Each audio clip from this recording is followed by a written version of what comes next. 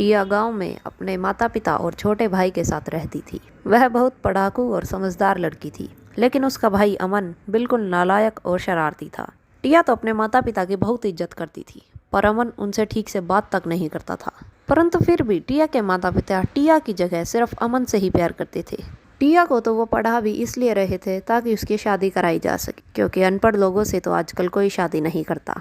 टिया इतनी होशियार थी कि हर साल कक्षा में फर्स्ट आती थी और उसका भाई फेल होते होते बचता था। टिया का 12वीं कक्षा का परिणाम आने वाला था और अमन का 10वीं कक्षा का। टिया तो हर बार की तरह अच्छे नंबर लाई और अमन बस पास हुआ था। फिर भी उसके माता पिता ने केवल अमन को ही शाबाशी दी, टिया को तो किसी ने कुछ कहा ही नहीं। अब टिया की 12वीं हो गई थी तो उसके माता पिता ने उसकी शादी एक अनाथ लड़के से करा दी। शादी के बाद टिया ने अपने पति को अपनी पढ़ाई के बारे में बताया और कहा कि वो पढ़ना चाहती है। टिया की किस्मत अच्छी थी कि उसका पति अच्छा इंसान निकला। उसने टिया को आगे पढ़ने के लिए कॉलेज में दाखिला दिला दिया। टिया पढ़ने में इतनी होशियार थी कि कॉलेज की तरफ से ही उसको नौकरी भी मिल गई। जैसे ही उसकी पढ़ाई खत्म हुई वह नौकरी पर जाने लगी। अब उसका घर अच्छा चल रहा था। उसने सोचा चलो अपने माता पिता को ये सब बता देती हूँ, हो सकता है कि अब वो मुझे पसंद करें। वो एक दिन अपने पति से पूछकर उनसे मिलने चली जाती है। वो एक दिन अपने मायके जाती है तो देखती है कि घर में उसके माता पिता है ही नहीं, सिर्फ भाई है। टिया ने अमन से पूछा कि माँ पापा कहाँ गए।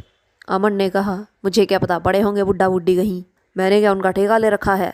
टिया को यह सुनकर बहुत बुरा लगा। उसने गली गली जाकर अपने माता पिता को ढूंढने की कोशिश की। अंत में एक पड़ोसी ने उसे बताया कि यहाँ अमन उनको बुरी तरह मारता पीटता भी था और उनको खाने को भी नहीं देता था, इसलिए वो एक वृद्धाश्रम में जाकर रहने लगे हैं। टिया उससे पता लेकर उस वृद्धाश्रम में जाती है और अपने माता पिता से मिलती है। टिया के माता पिता टिया को देख कर रोने लगते हैं। वे उससे माफ़ी मांगते हैं, बेटी हमने अमन को इतना प्यार दिया पर उसने हमें आज तक कभी पूछा तक नहीं।